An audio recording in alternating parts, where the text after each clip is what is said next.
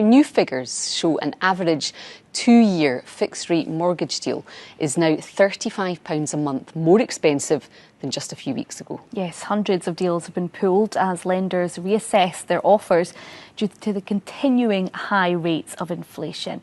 Now, mortgage specialist Graham Nichols joins us on the sofa to talk through this. Remind us then what has actually changed in the last 2 weeks to make things more expensive. What's mainly influencing is what they call swap rates. You know, swap rates is the rate that banks use to lend to each other. So they, in a sense, buy a tranche of money to then lend out at a specific interest rate. They've gone up. They're quite volatile just now, so they've gone up quite a lot due to what's going on in the wider economy, the uncertainty with the Bank of England, and of course, inflation. So we've seen them come down a little bit before, but the last couple of weeks they've been described as quite volatile, which has meant a lot of lenders, as you said, pulling interest rates at very short notice, replacing them with interest rates that are sometimes 0.4%, 0.5% higher overnight.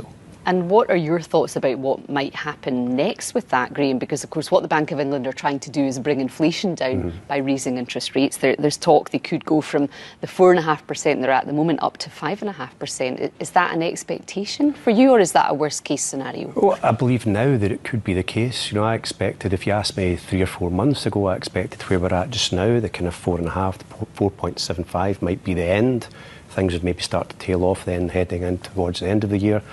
But with inflation staying so high, you know, the way it is looking very realistically as if it could be heading towards the 5.5%, and fixed rates are certainly going up as well at the same kind of pace. And is this squeeze then impacting buyers across the market, or is it particularly maybe first-time buyers? Well, we've actually had a bit of an influx of first-time buyer inquiries, and a lot of that is actually due to landlords that are selling. So buyers, remortgage, borrowers, and of course landlords are being hit as well, you know. So for a lot of landlords with their interest rates going up, it's simply not feasible for them to lend. So the renters are hit too, because exactly, so the renters passed on to them. Yeah, they're given quite short notice, you know. So then they're saying, well, here's your notice, we're selling, you need to be out by a certain date. So they're almost forced to then buy. So there's more people onto the kind of market, and it's a very competitive market. You know, no matter where it is you're looking in Scotland, Glasgow, South Side, West End, North, East, properties are getting expensive and selling for often well in excess of the home reports. And when we talk about more deals being pulled, what does that actually mean in reality? Well, what that means in reality is pulled means they're, for example, if a certain bank's got a 2-year fixed rate at 4%, for example, pulled means at the end of the business day that disappears, that 2-year fixed, and it gets replaced with another 2-year fixed at, say, 4.4%. So there's still similar amount of products out there. They're just getting replaced with something that's not nearly as attractive and, like you kind of touched on, is potentially considerably more expensive overnight. It's obviously a worrying and confusing time for many customers. I mean, how do you advise people trying to buy properties, especially with everything kind of chopping and changing right now?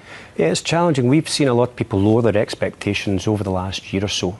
You know, so if we met somebody, for example, 6 months ago who struggled with an offer accepted due to the fact that interest rates have been going up, lenders have been tightening on affordability, so they're able to lend less based on the exact same figures from 3 to 6 months ago.